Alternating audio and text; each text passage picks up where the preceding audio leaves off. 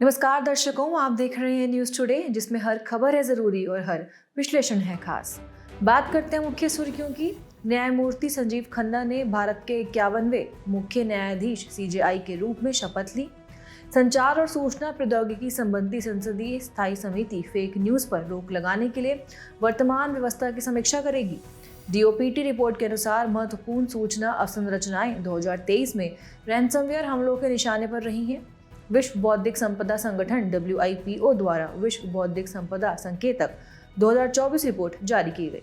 सीमा सुरक्षा बल BSF के अनुसार पंजाब से सटी अंतर्राष्ट्रीय सीमा पर जब्त किए गए ड्रोन की संख्या में अभूतपूर्व वृद्धि दर्ज की गई है।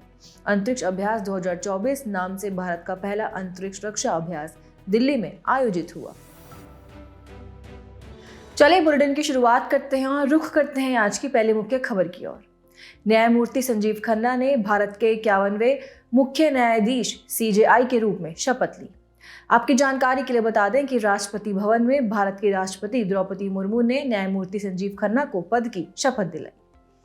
चलिए सबसे पहले मुख्य न्यायाधीश यानी CJI की नियुक्ति के बारे में कुछ जानकारी प्राप्त करते हैं। आमतौर पर सुप्रीम कोर्ट के वरिष्ठतम न्यायाधीश को निवर्तमान मुख्य न्यायाधीश की सिफारिश पर CJI के रूप में नियुक्त किया जाता है। हालांकि इस परंपरा का 1964, 1973 और 1977 में उल्लंघन किया गया था। इस संबंध में केंद्रीय विधि और न्याय कार्य मंत्री सिफारिश मांगते हैं, जिसे फिर प्रधानमंत्री के पास भेजा जाता है। अंत में प्रधानमंत्री CJI की नियुक्ति के संबंध में राष्ट्रपति को सलाह देते हैं। साथ ही संविधान के अनुच्छेद 124(2) के तहत सुप्रीम कोर्ट के प्रत्येक न्यायाधीश की नियुक्ति राष्ट्रपति द्वारा की जाएगी और वह 65 वर्ष की आयु प्राप्त करने तक पद पर बना रहेगा। चलिए अब CJI की प्रमुख भूमिकाओं को जानते हैं। पहली भूमिका है फर्स्ट अमंग इक्वल्स। राजस्थान राज्य बनाम प्रकाश चंद 1997 मामले में सुप्रीम कोर्ट ने फैसला सुनाया था कि CJI न्यायपालिका का प्रमुख होता है और एक नेतृत्वकारी भूमिका निभाता है। हालांकि CJI को सुप्रीम कोर्ट के अन्य न्यायाधीशों की तुलना में कोई उच्चतर न्यायिक प्राधिकार प्राप्त नहीं होता है। दूसरी है मास्टर ऑफ द रोस्टर। केसों की सुनवाई के लिए संविधान पीठों सहित अन्य पीठों का गठन करना CJI का अनन्य अधिकार है। कॉलेजियम का प्रमुख भी CJI की एक अहम भूमिका है। CJI उच्चतर न्यायपालिका में न्यायिक नियुक्तियों और स्थानांतरण के लिए कॉलेजियम का प्रमुख होता है। और आखिरी है सुप्रीम कोर्ट के अधिकारियों और सेवकों की नियुक्ति। संविधान के अनुच्छेद 146 के तहत यह CJI या उसके द्वारा निर्धारित सुप्रीम कोर्ट का अन्य न्यायाधीश या अधिकारी करेगा। इसी के साथ अब कॉलेजियम के बारे में भी कुछ जानकारी प्राप्त कर लेते हैं। ये सुप्रीम कोर्ट और हाई कोर्ट के न्यायाधीशों की नियुक्ति के लिए सिफारिशें करने की एक प्रणाली है। न्यायाधीशों की नियुक्ति राष्ट्रपति द्वारा संविधान के अनुच्छेद 124 और 217 के तहत की जाती है। आपको बता दें कि सुप्रीम कोर्ट में नियुक्ति के लिए कॉलेजियम में CJI और सुप्रीम कोर्ट के 4 अन्य वरिष्ठतम न्यायाधीश शामिल होते हैं। खबर के अंत में हाई कोर्ट में न्यायाधीशों नियुक्ति के लिए कुछ प्रावधान जान लेते हैं। हाई कोर्ट के कॉलेजियम में संबंधित हाई कोर्ट का मुख्य न्यायाधीश और 2 वरिष्ठ न्यायाधीश शामिल होते हैं। यह कॉलेजियम सुप्रीम कोर्ट के कॉलेजियम को अपनी सिफारिशें भेजता है। अंतिम निर्णय CJI की अध्यक्षता वाला कॉलेजियम और उच्चतम न्यायालय के 2 वरिष्ठतम न्यायाधीश लेते हैं। बढ़ते हैं अगली मुख्य खबर की तरफ। संचार और सूचना प्रौद्योगिकी संबंधी संसदीय स्थायी समिति फेक न्यूज पर रोक लगाने के लिए वर्तमान व्यवस्था की समीक्षा करेगी। आपकी जानकारी के लिए बता दें कि फेक न्यूज की कोई कानूनी परिभाषा नहीं है। आमतौर पर झूठे, गलत या भ्रामक खबरों को फेक न्यूज कहा जाता है। इस तरह की खबरों में सत्यापन योग्य या सटीक तथ्य, कोट्स या सोर्स नहीं होते हैं। इसमें गलत सूचना का आकस्मिक प्रसार यानी मिस इन्फॉर्मेशन और गलत सूचना का जानबूझकर प्रसार यानी डिस इन्फॉर्मेशन शामिल हो सकते हैं। अब ये जानने का प्रयास करते हैं कि फेक न्यूज को विनियमित करने की आवश्यकता क्यों है। इसका पहला कारण है सूचना का अधिकार यानी RTI। फेक न्यूज के चलते सूचना के अधिकार का हनन होता है। बता दें, सुप्रीम कोर्ट ने राजनारायण बनाम उत्तर प्रदेश सरकार मामले में RTI को संविधान के अनुच्छेद 19(1)(a) के तहत एक मौलिक अधिकार माना था। दूसरा कारण है लोकतंत्र के लिए खतरा। फेक न्यूज से मतदाताओं का व्यवहार प्रभावित हो सकता है, दंगे भड़क सकते हैं, सामाजिक अशांति पैदा हो सकती है आदि। और तीसरा है information bubbles. Online fake news के कारण नस्लवाद और लैंगिक पूर्वाग्रह जैसे सामाजिक मुद्दों पर ध्रुवीकरण को बढ़ावा मिल सकता है। ऐसे में ये जानना भी जरूरी है कि फेक न्यूज को विनियमित करने में कौन सी चुनौतियां आती हैं। पहली है इंटरनेट की पहुंच में वृद्धि। IAMAI की एक रिपोर्ट के अनुसार 2023 में 55% से अधिक भारतीय आबादी के पास इंटरनेट की पहुंच थी। दूसरी है डिजिटल निरक्षरता। भारत में केवल 38% परिवार डिजिटल रूप से साक्षर हैं। बोलने या अभिव्यक्ति की आज़ादी पर रोक लगाने की संभावना भी एक चुनौती है। उदाहरण के लिए हाल ही में बॉम्बे हाई कोर्ट ने PIB की फैक्ट चेक यूनिट यानी FCU को असंवैधानिक बताते हुए खारिज कर दिया। हालांकि PIB की फैक्ट चेक यूनिट का एक मुख्य काम सोशल मीडिया प्लेटफॉर्म पर सरकार के कार्यों से संबंधित फेक न्यूज का पता लगाना था। अंत में फेक न्यूज के प्रसार को रोकने हेतु मुख्य पहले जान लेते हैं। पहली है सूचना प्रौद्योगिकी मध्यवर्ती दिशा निर्देश और डिजिटल मीडिया आचार संहिता नियम 2021। यह ऑनलाइन समाचार और ऑडियो विजुअल सामग्री के प्रकाशकों के लिए एक विनियामक ढांचा प्रदान करता है। दूसरी है भारतीय न्याय संहिता की धारा 353। इसके तहत सार्वजनिक हित को क्षति पहुंचाने के इरादे से इलेक्ट्रॉनिक माध्यमों सहित किसी भी माध्यम से झूठी सूचना या अफवाह फैलाना दंडनीय अपराध है। और आखिरी है सूचना प्रौद्योगिकी अधिनियम 2000 की धारा 66D। इसमें कंप्यूटर संसाधनों का उपयोग करके धोखाधड़ी करने वाले व्यक्तियों के लिए दंड का प्रावधान किया गया है। तो अब बढ़ते हैं अगली मुख्य खबर की तरफ। DOPT रिपोर्ट के अनुसार महत्वपूर्ण सूचना अवसंरचनाएं 2023 में रैनसमवेयर हमलों के निशाने पर रही हैं। रिपोर्ट के अनुसार 2023 में देश की सुरक्षा को खतरे में डालने के लिए कई साइबर हमले किए गए। साथ ही जटिल साइबर खतरों में भी वृद्धि देखी गई। इन साइबर हमलों में एक मंत्रालय की वेबसाइट पर मेलवेयर हमला, डेटा ब्रीच से जुड़े मामले तथा महत्वपूर्ण सूचना अवसंरचना और हवाई अड्डे पर एक बड़ा DDoS हमला जैसे उदाहरण शामिल हैं। बात करें DDoS की तो ये डिस्ट्रीब्यूटेड डिनायल ऑफ सर्विस का संक्षिप्त रूप है। ये एक तरह का साइबर हमला है जिसमें एक वेबसाइट या नेटवर्क पर बहुत अधिक डेटा भेजा जाता है। इससे वह क्रैश हो जाता है और वास्तविक यूजर्स के लिए इसे एक्सेस करना असंभव हो जाता है। अब जानते हैं महत्वपूर्ण सूचना अवसंरचना CII होता क्या है। यह सूचना प्रौद्योगिकी अधिनियम 2000 की धारा 70 के अनुसार महत्वपूर्ण सूचना अवसंरचना एक प्रकार का कंप्यूटर संसाधन है। यदि किसी कारण से महत्वपूर्ण सूचना अवसंरचना काम ना करे या नष्ट हो जाए तो उससे राष्ट्रीय सुरक्षा, अर्थव्यवस्था, सार्वजनिक स्वास्थ्य या सुरक्षा पर प्रतिकूल प्रभाव पड़ेगा। उदाहरण के लिए बैंकिंग, परिवहन प्रणाली, जल आपूर्ति, मोबाइल नेटवर्क, रक्षा आदि से संबंधित कंप्यूटर संसाधन। महत्वपूर्ण सूचना अवसंरचना CII पर साइबर हमलों के पिछले मामलों को देखें तो 2023 का एम्स रैनसमवेयर हमला, कुडनकुलम परमाणु ऊर्जा संयंत्र साइबर हमला 2019, ICMR डेटा ब्रीच आदि हैं। इसके अलावा भारत में साइबर हमलों में समग्र वृद्धि देखी गई है। उदाहरण के लिए CERT-IN के आंकड़ों के अनुसार भारत में 2017 में साइबर सुरक्षा संबंधी 53,000 घटनाएं दर्ज की गई थी, जो बढ़कर 2023 में 1.6 मिलियन के करीब पहुंच गई। ऐसे में सवाल आता है कि भारत की महत्वपूर्ण सूचना अवसंरचना यानी CII पर हमले का जोखिम क्यों है। दरअसल बजट की कमी, तीसरे पक्ष पर निर्भरता, निरंतर निगरानी न करना, रियल टाइम में खतरे का पता लगाने में कठिनाइयां, विशेष साइबर सुरक्षा कर्मियों की कमी जैसे चुनौतियों के कारण हमले का जोखिम बना रहता है। अंत में महत्वपूर्ण सूचना अवसंरचना CII की सुरक्षा के लिए किए गए उपाय जान लेते हैं। पहला है राष्ट्रीय सुरक्षा परिषद सचिवालय। ये साइबर सुरक्षा के लिए समग्र समन्वय के साथ साथ रणनीतिक दिशा प्रदान करता है। दूसरा है राष्ट्रीय महत्वपूर्ण सूचना अवसंरचना संरक्षण केंद्र NCIIPC। इसे महत्वपूर्ण सूचना अवसंरचना की सुरक्षा के लिए स्थापित किया गया है। और तीसरा है भारतीय साइबर अपराध समन्वय केंद्र I4C। ये साइबर अपराधों से निपटने हेतु एक समन्वित और संस्थागत ढांचा प्रदान करता है और अन्य उपायों में साइबर सुरक्षित भारत पहल, डिफेंस साइबर एजेंसी DCYA आदि शामिल हैं। इसी के साथ नजर डालते हैं अगली मुख्य खबर पर। विश्व बौद्धिक संपदा संगठन WIPO द्वारा विश्व बौद्धिक संपदा संकेतक 2024 रिपोर्ट जारी की गई। इस रिपोर्ट के अनुसार भारत में 2018 और 2023 के बीच पेटेंट फाइलिंग की संख्या दोगुनी वृद्धि हुई है। इसी के साथ बौद्धिक संपदा की फाइलिंग में काफी बढ़ोतरी हुई है। चलिए खबर की बेहतर समझ के लिए इस रिपोर्ट में भारत से संबंधित अन्य मुख्य बिंदुओं पर एक नजर डालते हैं।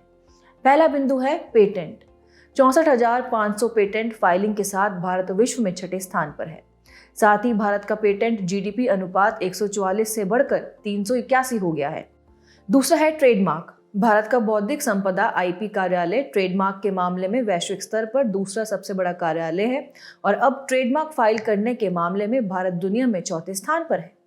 औद्योगिक डिजाइन फाइलिंग को देखें तो इस संबंध में 2023 में 36% की वृद्धि के साथ विश्व स्तर पर भारत 10वें स्थान पर है, जो रचनात्मक डिजाइन में उल्लेखनीय वृद्धि को दर्शाता है। चलिए अब पेटेंट दाखिल करने या फाइलिंग में वृद्धि के प्रेरक कारकों को जान लेते हैं। पहला कारक है सरकारी पहले और नीतिगत समर्थन। उदाहरण के लिए पेटेंट संशोधन नियम 2024 के जरिए नवीनीकरण शुल्क और पेटेंट के कामकाज का विवरण दाखिल करने की आवृत्ति को कम किया गया है। साथ ही पेटेंट प्रक्रिया को सरल बनाया गया है। इसके अलावा राष्ट्रीय बौद्धिक संपदा अधिकार नीति 2016 भी जारी की गई है। आवेदनों का समय पर निपटान देखें तो भारत ने वित्त वर्ष 2023-24 में 1.03 लाख पेटेंट स्वीकृत किए थे और मजबूत बौद्धिक संपदा व्यवस्था भी एक अहम कारक है। इसमें पेटेंट दाखिल करने की प्रक्रियाओं का डिजिटलीकरण करना, IPR सुविधा केंद्रों की स्थापना करना आदि शामिल है। ऐसे में अब भारत में पेटेंट से संबंधित चुनौतियों को समझने का प्रयास करते हैं। बौद्धिक संपदा अपीलीय बोर्ड को समाप्त करना इसमें पहली चुनौती है। इससे बौद्धिक संपदा से जुड़े केसों में अपीलों का निवारण करने में बाधा उत्पन्न हो रही है। दूसरी चुनौती है एवरग्रीनिंग ऑफ पेटेंट। इसमें पेटेंट अवधि को बढ़ाना, दवाओं पर एकाधिकार की गारंटी मिलना आदि शामिल है। अन्य मुद्दों में अनिवार्य लाइसेंसिंग प्रक्रिया में प्रत्येक चरण के लिए एक निश्चित समय सीमा का अभाव आदि शामिल है। खबर के अंत में पेटेंट का विनियमन समझते हैं। विश्व स्तर पर विश्व बौद्धिक संपदा संगठन WIPO, विश्व व्यापार संगठन WTO, बौद्धिक संपदा अधिकार के व्यापार संबंधी पहलू यानी ट्रिप्स 1994 शामिल हैं और कन्वेंशंस में patent cooperation treaty 1970, Budapest treaty 1977 आदि आते हैं। वहीं भारत में भारत पेटेंट अधिनियम 1970 के तहत WTO ट्रिप्स समझौते का अनुपालन सुनिश्चित करने हेतु 2005 में इस अधिनियम में संशोधन किया गया था। और अब बात करते हैं हमारी अगली मुख्य खबर की। सीमा सुरक्षा बल BSF के अनुसार पंजाब से सटी अंतर्राष्ट्रीय सीमा पर जब्त किए गए ड्रोन की संख्या में अभूतपूर्व वृद्धि दर्ज की गई है। BSF ने 2023 में 107 ड्रोन जब्त किए थे। 2024 में इनकी संख्या लगभग दोगुनी होकर 200 तक पहुंच चुकी है। BSF का मानना है कि एंटी ड्रोन रणनीतियों और अत्याधुनिक तकनीकी उपायों की मदद से अधिक संख्या में ड्रोन जब्त किए जा रहे हैं। पहले पाकिस्तानी सिंडिकेट द्वारा ड्रग्स, हथियार और गोला बारूद की तस्करी के लिए भूमि मार्गों का उपयोग किया जा रहा था, लेकिन अब वे चीन द्वारा निर्मित ड्रोन का उपयोग कर रहे हैं। उनका मकसद भारत में अस्थिरता फैलाना है। सर्विलांस कैमरे जैसे पारंपरिक सुरक्षा उपाय दूर से ड्रोन का पता लगाने में सक्षम नहीं होते हैं, इसलिए अब वे ड्रोन का सहारा ले रहे हैं। अब ड्रोन से उत्पन्न सुरक्षा संबंधी अन्य खतरों को देखें तो इसमें पहला है ड्रोन का शस्त्रीकरण। लघु वाणिज्यिक ड्रोन में आंशिक बदलाव करके इनसे विस्फोटक या हथियार आसानी से एक जगह से दूसरी जगह पहुंचाए जा सकते हैं। दूसरा है अधिक महत्वपूर्ण अवसंरचनाओं में व्यवधान उत्पन्न करना। अवसंरचना नेटवर्क को बाधित करने के लिए drone cyber attack, electronic jamming या फिजिकल अटैक कर सकते हैं। निजता समाप्त होने के खतरे को देखें तो हाई डेफिनेशन कैमरों से लेस ड्रोन आम नागरिकों की निजता को खतरे में डाल सकते हैं। और आखिरी है ड्रोन स्वामर्स। बड़ी संख्या में ड्रोन समूह आपस में समन्वय बनाकर स्वतः कार्य करते हैं। ऐसे ड्रोन स्वामर सुरक्षा प्रणालियों को भारी नुकसान पहुंचा सकते हैं। चलिए खबर में आगे बढ़ते हुए एंटी ड्रोन तकनीकों पर भी चर्चा कर लेते हैं। पहली तकनीक है रेडियो फ्रिक्वेंसी सेंसर्स। ये बड़े क्षेत्र में ज्ञात ड्रोन रेडियो संकेतों का पता लगा सकते हैं। दूसरी तकनीक है high power microwave HPM systems. ये बड़े क्षेत्र में माइक्रोवेव ऊर्जा की धारा उत्सर्जित करते हैं। ये सिस्टम संदिग्ध व्यक्तियों या ड्रोन जैसे लघु इलेक्ट्रॉनिक्स को किसी क्षेत्र में प्रवेश करने से रोकने में अधिक उपयुक्त है।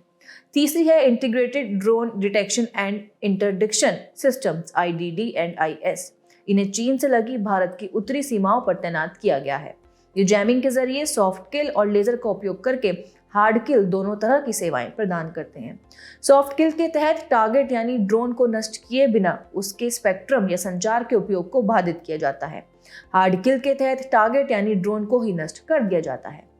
अंत में ड्रोन से उत्पन्न सुरक्षा खतरों से निपटने के लिए उठाए गए कदम जान लेते हैं। इसमें पहला है एंटी रोग ड्रोन टेक्नोलॉजी कमेटी ARDTC। इसकी स्थापना केंद्रीय गृह मंत्रालय ने की है। इसका उद्देश्य शत्रु ड्रोन से निपटने के लिए उपलब्ध तकनीक का मूल्यांकन करना और उसे प्रमाणित करना है। दूसरा है ड्रोन नियम 2021। यह भारतीय हवाई क्षेत्र को 3 जोन ग्रीन, येलो और रेड में विभाजित करता है। रेड जोन नो गो जोन है, यानी इस क्षेत्र में ड्रोन उड़ान की अनुमति नहीं है।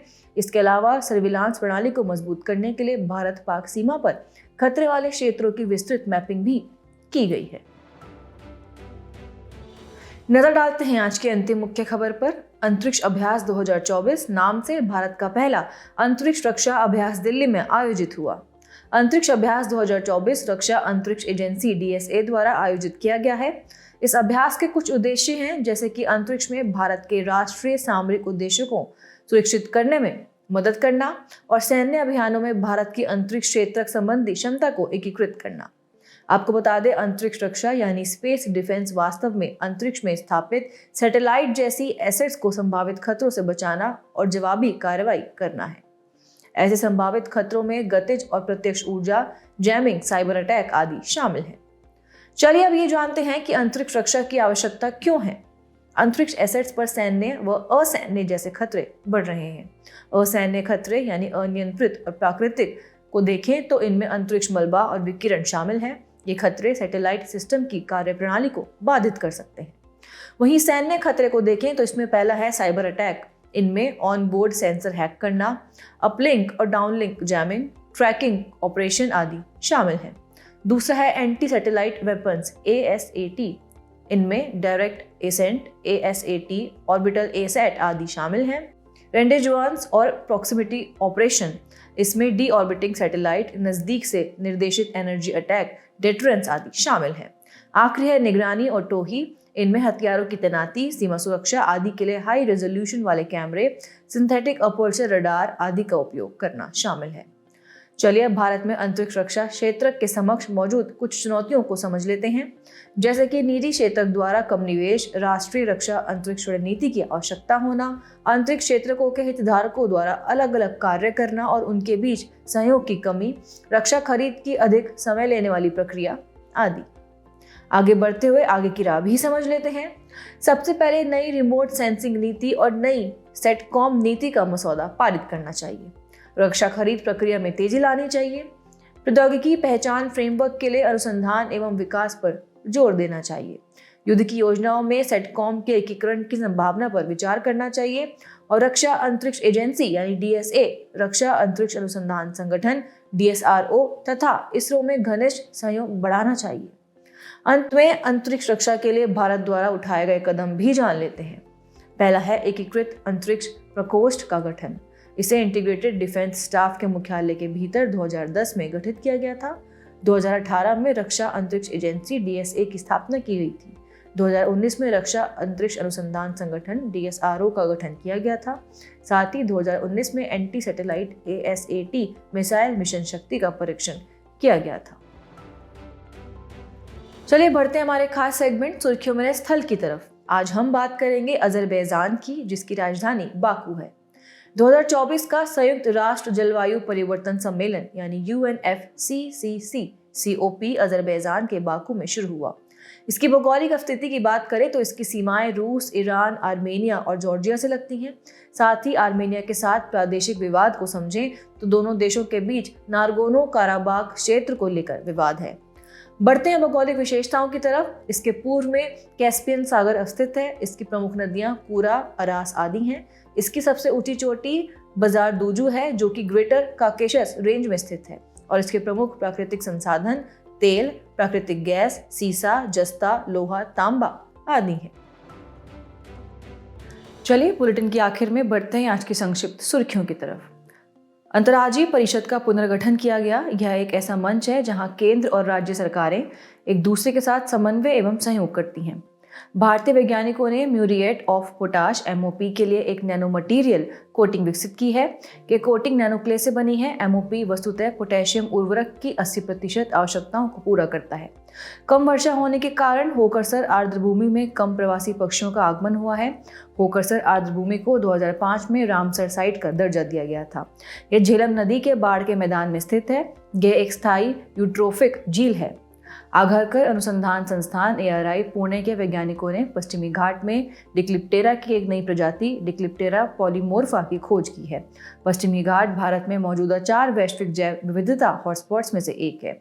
भारत डायनेमिक्स लिमिटेड ने पेंटसीर वेरिएंट पर सहयोग के लिए रूस के रोसोबोरोन एक्सपोर्ट के साथ एक समझौता ज्ञापन पर हस्ताक्षर किए।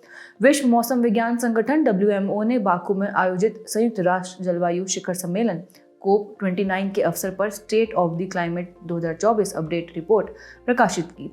शोधकर्ताओं ने कॉम्ब जेली नामक समुद्री जीवों की एक नई प्रजाति की खोज की है। यह प्रजाति अपनी उम्र को पीछे ले जा सकती है, यानी अपने जीवन चक्र को उल्ट सकती है। दूसरे शब्दों में, वृद्ध होने पर स्वयं को जवान कर सकती है। राष्ट्रीय अनुसूचित जनजाति आयोग ने केंद्र व राज्यों से गोटीकोया आदिवासियों की स्थिति पर एक विस्तृत रिपोर्ट सौंपने को कहा है।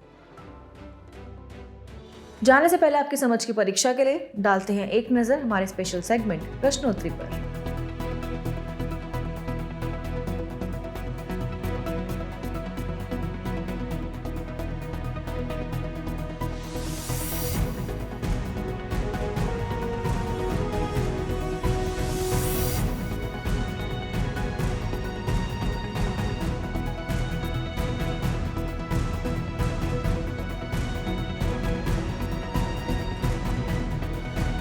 हमसे जुड़ने के लिए आपका धन्यवाद। उम्मीद है न्यूज़ टुडे का यह बुलेटिन आपको पसंद आया होगा।